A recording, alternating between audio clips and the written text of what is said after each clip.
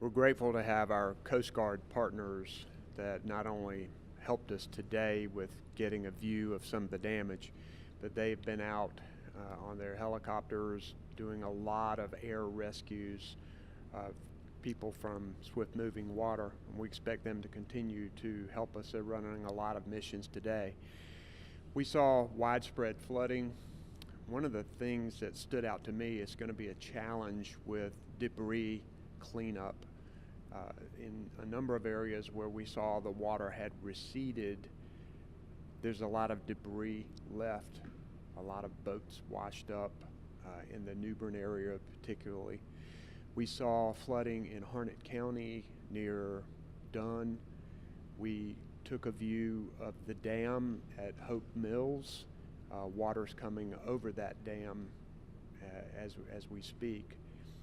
We were able to go up to see flooding in Chinkopin in Duplin County, then in Jacksonville, large swaths of farmland underwater.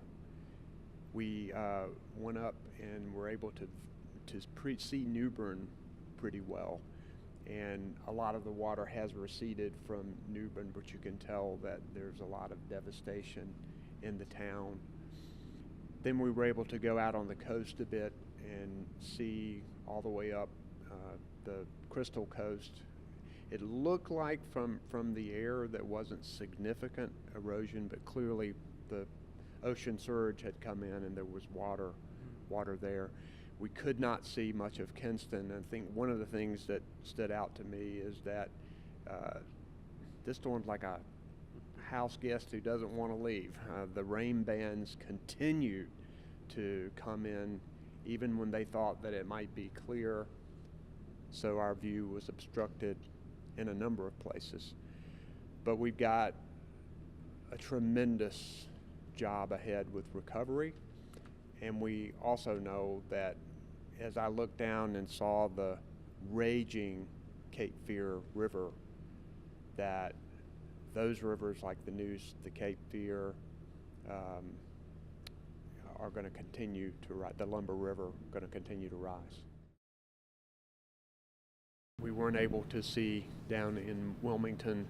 This storm is still here, and it is still pounding us with rain, and it just doesn't want to leave. And I know I expressed frustrations of North Carolinians, particularly from the southeastern part of the state all the way across, about how frustrating it is to see this rain continuing to come down.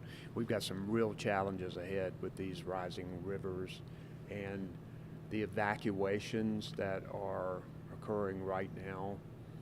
Local governments are warning people along the banks of these rivers that there may be significant flooding, and likely will be significant flooding. I know we gotta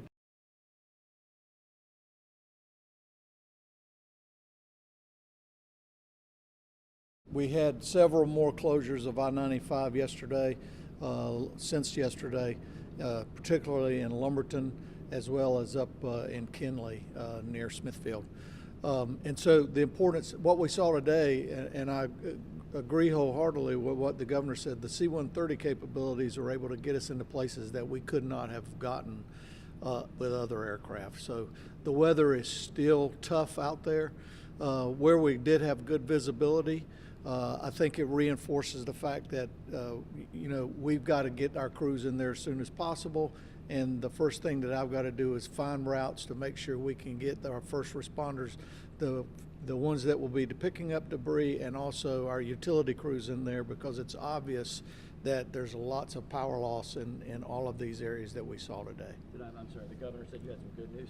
I didn't hear it. Oh, we do have some good news. We've reestablished some links, limited for our first responders and emergency support into New Bern and into Morehead City. But the other part was US 74 going east between I-95 and Wilmington now has flooded, so that limits us to no reliable ground options into Wilmington at this time, which means that's what I'm going to be working on the rest of the day.